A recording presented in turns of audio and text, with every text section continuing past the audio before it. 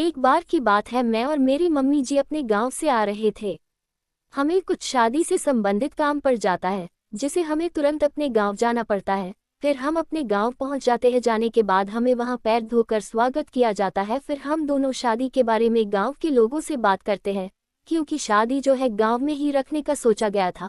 पर जब इन सभी के बारे में बात हो जाता है तो फिर हमें खाना खाकर जाना, यह चीज़ की जिद में सभी लोगों लग जाते हैं। फिर हम खाना खाने लगते हैं। कुछ समय बाद शाम हो जाती है। शाम होने के बाद वहां से निकलने की सोचते हैं, पर आते हमें काफ़ी टाइम लग गया।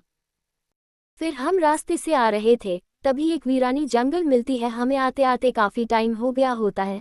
टाइम हो जाने के कारण डर का भी माहौल था, पर हमें कोई मतलब नहीं था, क्योंकि घर में तबीयत खराब होने की वजह से हमें घर आना बहुत ज़रूरी था। हम वापस नहीं जा सकते थे। फिर हम आ ही रहे थे कि उस वीरानी जंगल में एक बूढ़ा अंधेरी रात में लाठी लिए जा रहा था।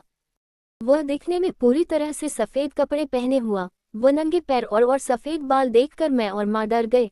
मैं वह अपनी बाइक रोकने वाला ही था, पर माँ ने मना किया कि इतनी अंधेरी रात में लिफ्ट नहीं देना चाहिए, और यह रास्ता भी ठीक नहीं है। तभी मैं उनकी बात मानते हुए आगे की ओर बढ़ता जाता हूँ, और हम बाइक नहीं रोकते हैं और निकल पड़ते हैं। कुछ दूर जाने के बाद हम उसी बूढ़े के बारे में बात करते जा रहे थे।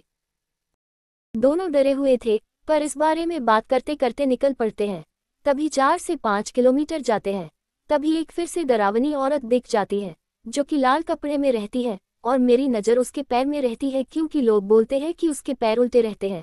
मेरी नज़र उसके पैर में रहते हैं, पर मैं उसके पैर देख ना सका और निकल जाते हैं। फिर डर के कारण हमने पलट के भी नहीं देखा कि क्या हो रहा है।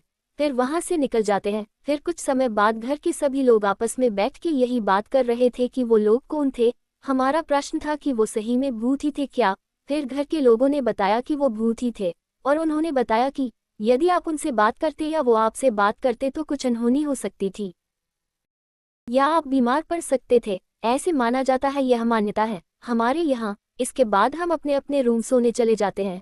पर इतना कुछ होने के बाद नींद भी तो नहीं आती है यार। फिर उस दिन हमने हनुमान चालीसा मोबाइल में लगा के सो जाते हैं।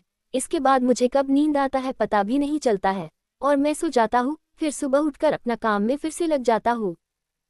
कैसे लगी हमारी कहानी? यदि आप हमारे चैनल पर नए हैं तो वीडियो को लाइक और चैनल को सब्सक्राइब करना ना भूलें।